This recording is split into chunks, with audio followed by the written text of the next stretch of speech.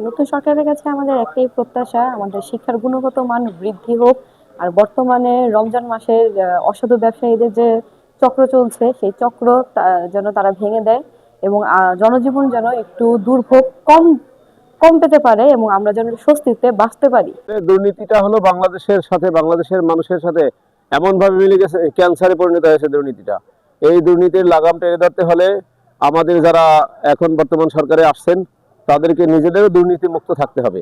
আর যদি আমি বাবা হিসাবে যদি আমি দুর্নীতি মুক্ত থাকি, সংসারে সঠিকভাবে সংসার পরিচালনা করি, তাহলে আমার সংসারটা দুর্নীতি মুক্ত থাকে, মানে সকল শব্দের প্রভাব থেকে। আর আমি যদি নিজেই কি থাকি দুর্নীতিপরায়ণ থাকি, আমার সন্তানরা তা দেখে শিখে, আমি যদি মুখে যত কিছু দুর্নীতি যে আমি দুর্নীতিবিরোধী অভিযান চালানোর চেষ্টা করি, আমার সংসার দুর্নীতি মুক্ত আমি করতে পারবো না। আমাদের দেশকে মাদক মুক্ত করা হোক, দেশের সর্বোপরি জাতীয় অর্থনৈতিক ভাবে আমরা যেন জিডিপিতে আরো বৃদ্ধি করতে পারি এবং সামনের দিকে এগিয়ে যেতে পারি।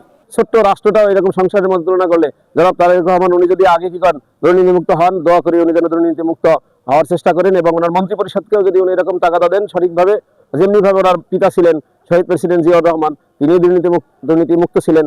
ওনার আশা করি ওনার সন্তান, যেহেতু উনি এর আগে দেখেছেন যে এই দুর্নীতি দায়ে বাংলাদেশ তিনবার করে কি করেছেন, চ্যাম্পিয়ন হয়েছেন, সেখান থেকে যদি শিক্ষা গ্রহণ করে, আমরা আশা করি এখানে শিক্ষা গ্রহণ করে উনি কি করবেন, দুর্নীতিমুক্ত দেশ গড়ার জন্য চেষ্টা করবেন, এই আশা রাখি।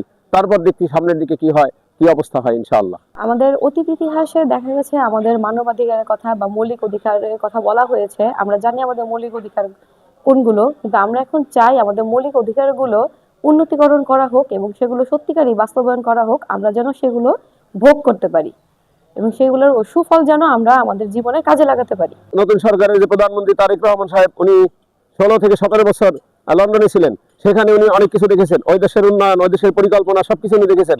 আশা করি ওখান থেকে উনি শিখেছেন, শেখার পরে সেটা বাস্তবায়ন করার জন্য বাংলাদেশেও সচেষ্ট থাকবেন। আর সচেষ্ট হলেই মনে হয় বাংলাদেশটা আগের বাংলাদেশ, যেই ছাত্ররা জীবন দিয়েছেন এই দেশটাকে সুন্দর করার জন্য, পরিবর্তন করার জন্য, আশা করি ওনার মাধ্যমে সেটা, ওনার চেষ্টা থাকলে অবশ্যই পরিবর্তন হবে, আমি আশা করছি।